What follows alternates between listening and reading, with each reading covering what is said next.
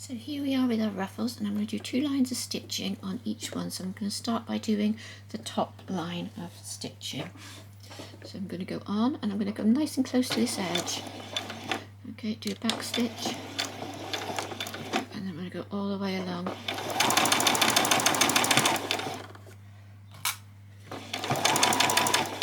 And if you notice it's starting to bunch, just lift your foot and move that ruffle down.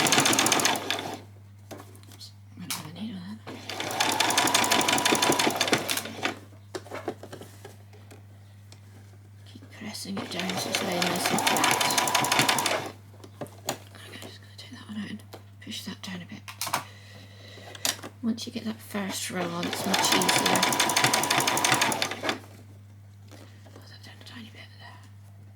So it's better.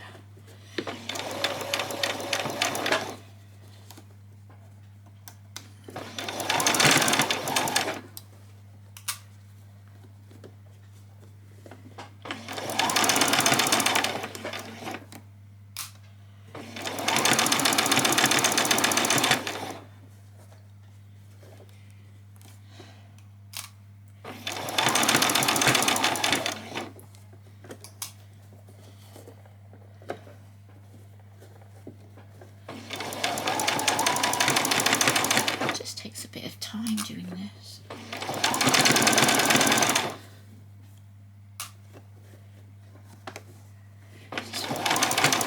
So this one, what I did was I found a valance in a charity shop. It was brand new in the packet and I paid £3 for it.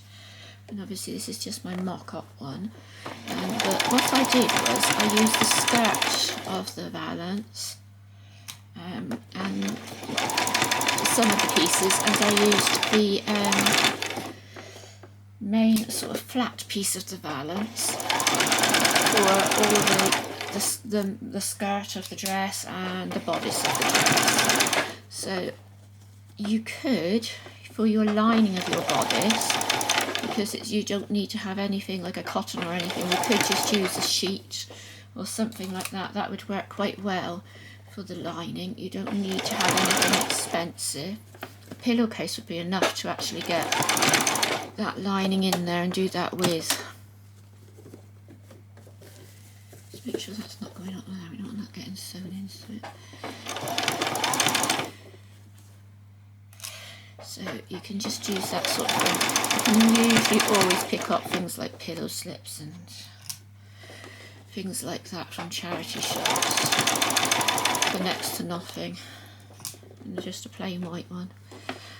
If not, you can just get some plain polycotton and use that for your lining fabric.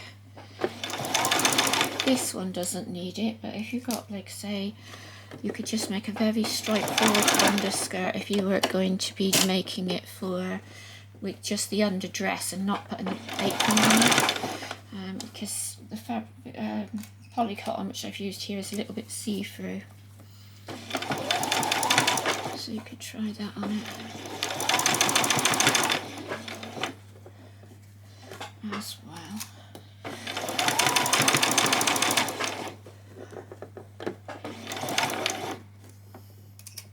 You don't always have to go rushing out and buy the most expensive fabrics, especially if you're going to make a mock-up first and you want to try things out and play with things and you're learning to sew. It's a really good idea to go to a charity shop. I've made some beautiful dresses. I went on to Vinted and I bought some, not during prom season, but after prom season, I bought some prom dresses and I didn't pay more than £6 with the postage. So I made sure I had got them, and they had like flared skirts, so you had lots of material with it. And if you can buy something like a size 18 to 20, and you're getting that, I picked them up, as I say, for less than £6 each. And I've made some absolutely gorgeous children's dresses out of those. We can come to the end. Reverse, back stitch, and just come off. So, you know, there are lots of ways that you can do it. You can get maxi dresses which are made out of cotton, and if you go for the larger sizes, you can make really nice, you get loads of fabrics. Sometimes if you go on and you look for a quilt cover, oops, sorry, things like Marks and Spencer's or stuff like that, and you look for stuff which is reasonably new, you get something which is 100% cotton.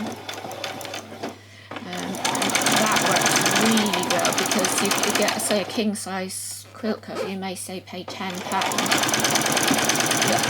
Look for what it, oops, what's happened? Oh, I'm on the pin underneath, sorry. If I can get that out. Let's take that one out a minute. Ran into the pin underneath, sorry. What's going on there? Yeah, you can get some really good sort of bargains that way and do it that way when you're starting off, and then when you get more advanced and you want to make sort of more, I need to another pin, have I? Yeah.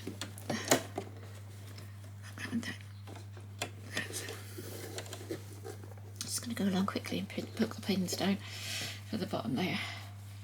So I'm just running into them all the time. Yeah, you can get sort of, you pay a lot for some fabrics, which, you know, cost a lot. I made a dress with a William Morris fabric, and it was really expensive, but I was able to get an offcut of it.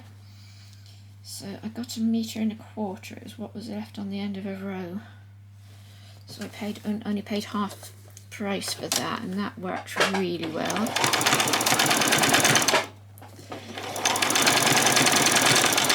It looks gorgeous, it's beautiful fabric.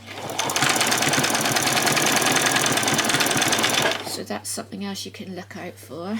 Quite often if you do go to a fabric shop, they've got end of rolls and things like that.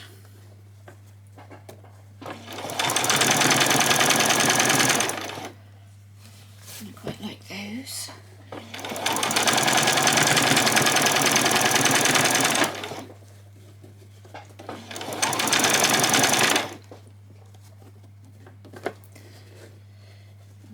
Do some really nice stuff with it.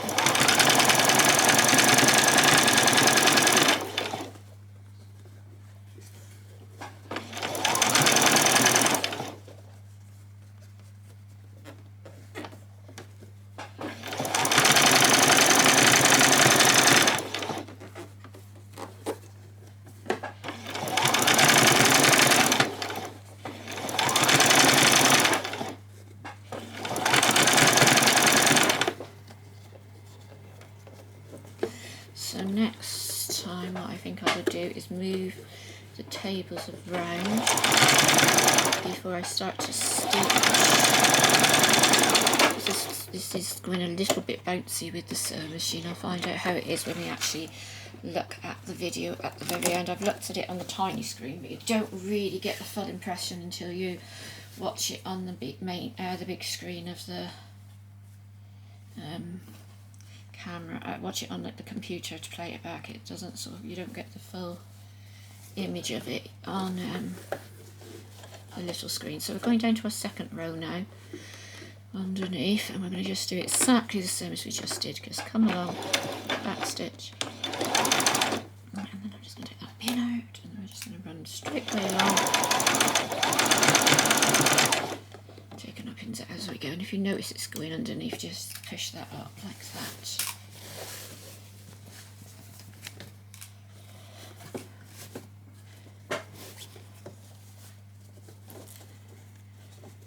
Laying straight, okay.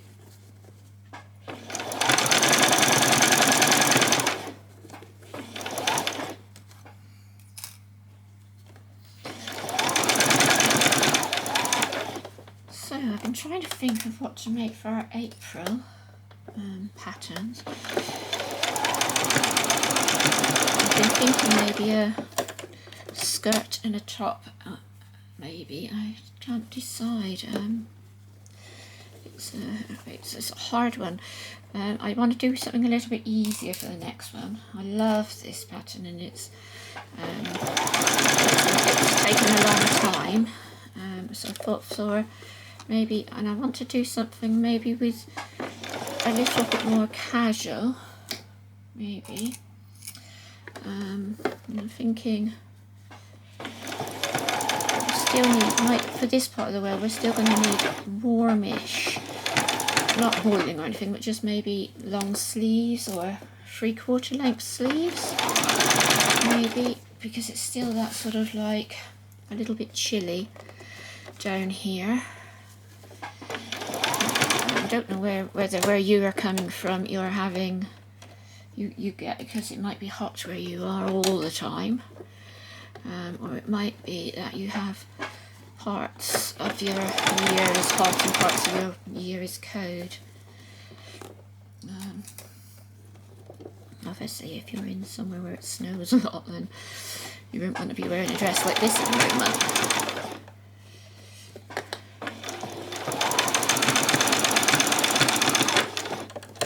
So I have forecast snow for today. Yesterday they said it was going to snow today, but it's quite dark out there at the moment. It could snow maybe, but it doesn't feel that cold at all. So I don't think we are going to get it. We very rarely get snow.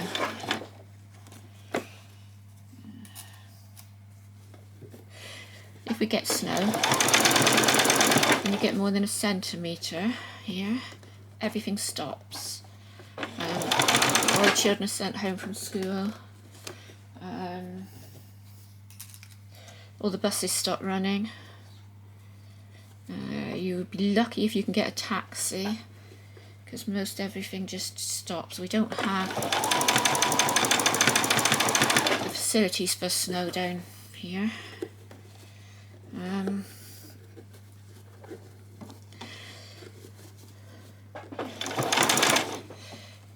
The council said it's not worth it because we might get like an inch a slower year if that. So they said it's a waste of time, obviously, buying snow plows and everything.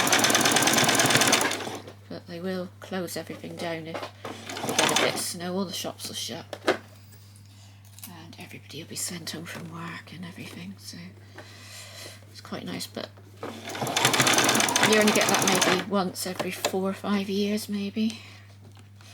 And it'll last a day, if that, not even a day, maybe half a day or something. And then the snow will be melted by sort of lunchtime-ish. So, yeah, as soon as it sort of gets warmed up during the day, it starts to snow at night, you know, you'll be lucky. I remember once we had a few flakes down on Christmas Day, and it was so exciting. Nothing laid or anything, but that was nice. Yeah, so we are sort of like in this sort of area where it is much milder. They call it the in the West Country it's much wilder down here. We're right on the edge of Cornwall.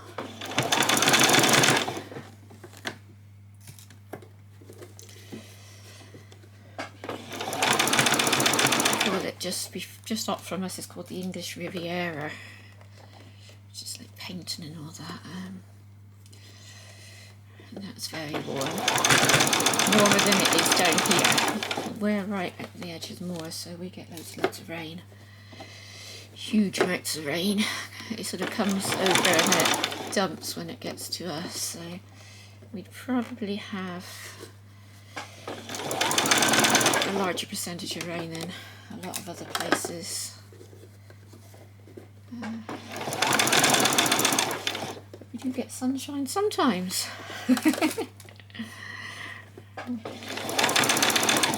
Back stitch. And it's lovely living next to the moors as well. My garden, I've got a huge garden, but it looks out onto the back, and as you go up the hill from where we are, you go up the hill and then you're at the moors. And there's more land all around you, and then we're very close to the coast as well. So that's nice.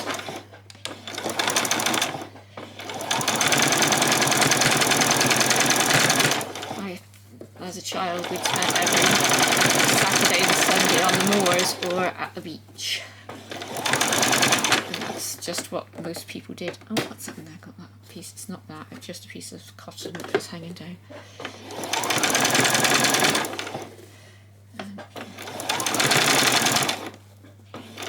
It was really lovely. We had a fantastic childhood.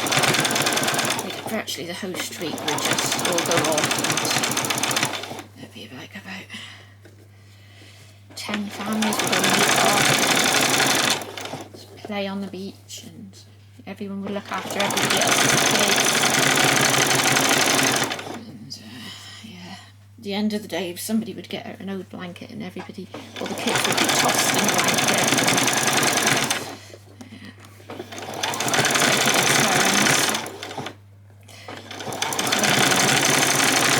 And, you all learned to swim at an early age. All changed now. Swimming lessons nowadays. Yeah.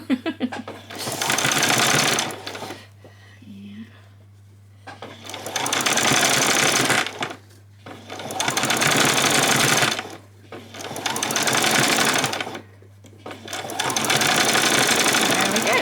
Do that stitch. Right, so I just neaten up the ends. I left a tiny bit just over the edge. Oops, sorry, I just touched that. Just touch my sorry, like this. So I'll just neaten up the ends and then we'll go back to the table. So here it is, all stitched all the way along. It's looking lovely. So the next thing we are going to do is just come and do a French seam on either side of a skirt. So I'm just going to remove these long threads from this end. There we go. And this is going to look really weird when we go to do this next bit. Okay. Right. Okay, so we're going to put this so that we have this piece. This is our bottom piece, okay, and that's got to be on the inside of our skirt there, like that. We are going to now get this piece and we're going to put that so that it's on the inside. So that piece there has got to be facing upwards, like that. So you've got your face down. So you've got your right side, your wrong side touching together, like so. Okay, so that's my wrong side, that's my wrong side, and I'm going to lay them together just like that. Okay, so that they're absolutely touching all the way top to bottom. And I'm going to do exactly the same on the other end. Okay, so you've got your wrong side there, your wrong side there, like that. I'm going to pop that down there, I'm going to pop that down and touch those two together so they're laying lovely together like that, nice and flat together. I'm going to come along and we're going to just stitch right the way along the whole thing like that. So I'm going to pop a few pins in. Let's pop them in here at the top.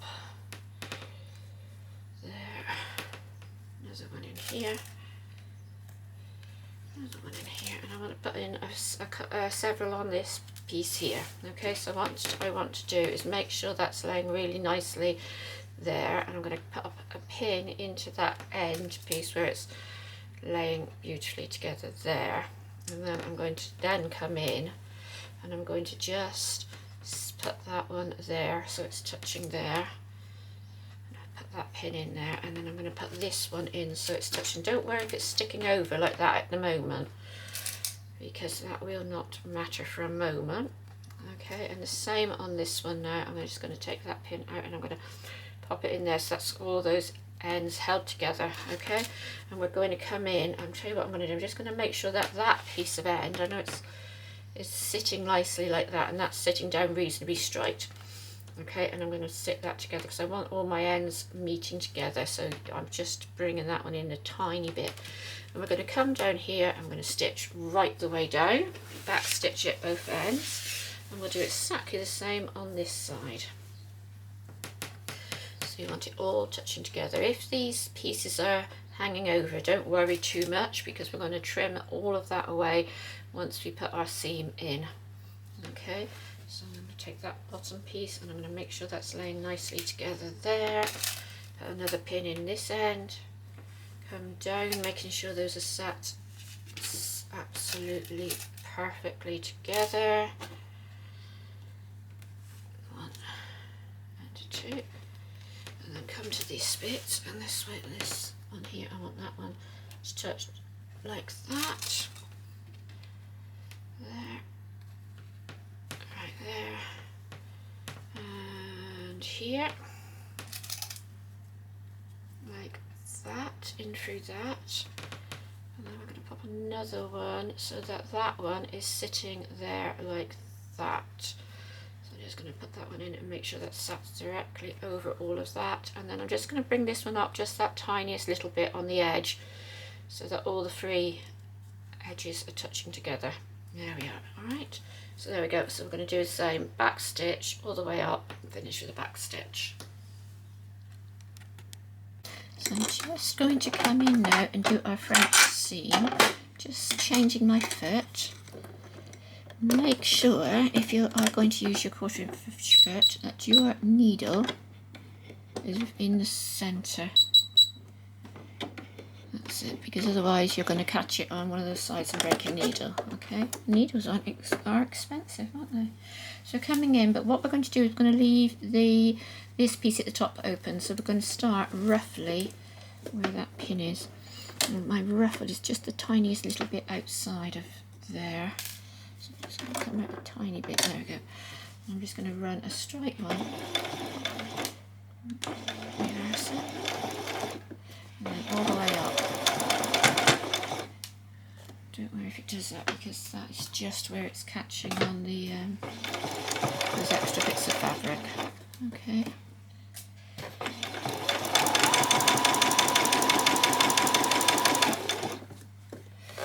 Yeah, that's better.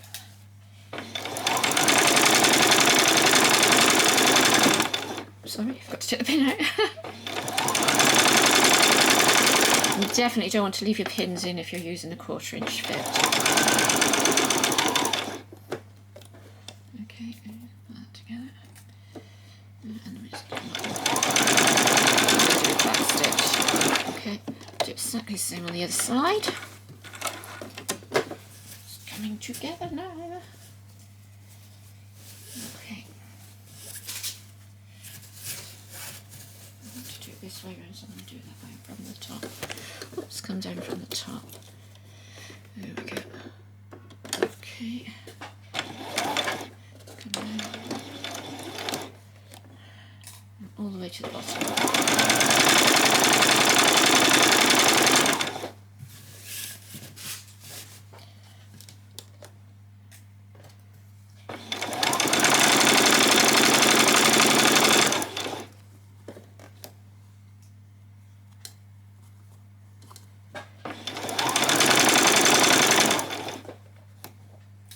You don't have to use a 1/4" fit, you can just work it out to the size you want on your foot. You can do it so you can do that and sew along with that. So we're just going to stop it when we get to here, okay?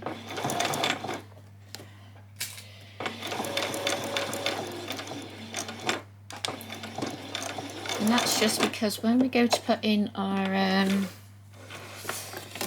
bottom ruffle, we want to make sure that bottom ruffle doesn't get caught up on that. We're going to put the bottom ruffle onto there, so that will sit on top of it like that there. Okay, so just go to the table now and trim this away, and then we'll come back. Okay, so we've got our seam put in, and I'm just going to come along now, and you might prefer to turn it over because I think it's easier to do it this way, and we're going to cut it at 1/8 of an inch from the stitches. Nice and close. Take your time with this part. You don't want to cut into those stitches, but you want to get nice and close.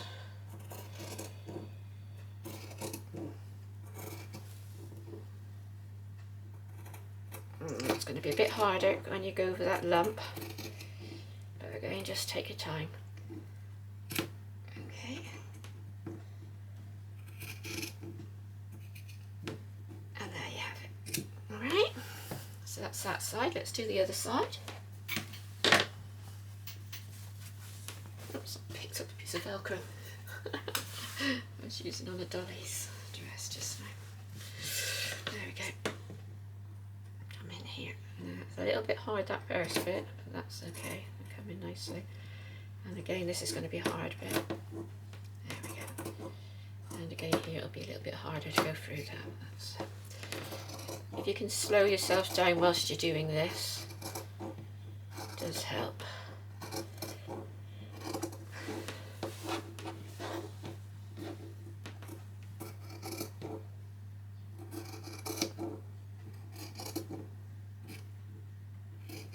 And now we're going to pop this, take this to the iron. Oh, that's right. Sorry for a minute, sorry there, I got a bit kerfuffled. Right, okay, then we're going to turn it the other way round. Then we're going to take it to the iron and we're going to press this down the whole way, all the way along, okay? Just like that. So I've got my seam all pressed, I'm just going to run it down through. Back stitch, and I'm just going to go all the way.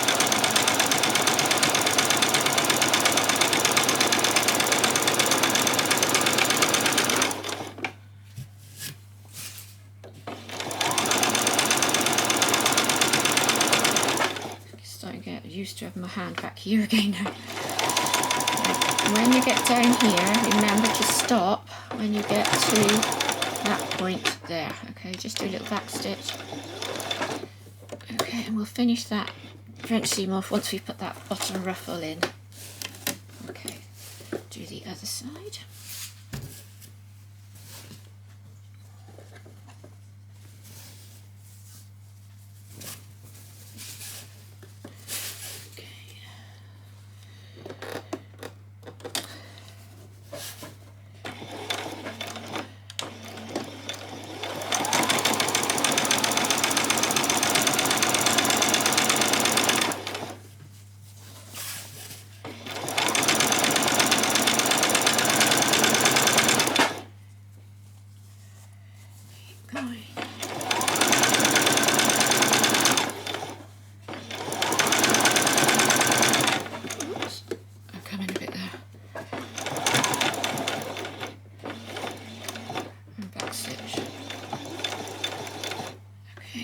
That is your ruffle piece, and that's the other piece, and we're going to just have to come down on that ruffle when we get round to that bottom ruffle. Okay, so just take that out now, and then we'll go back to the table.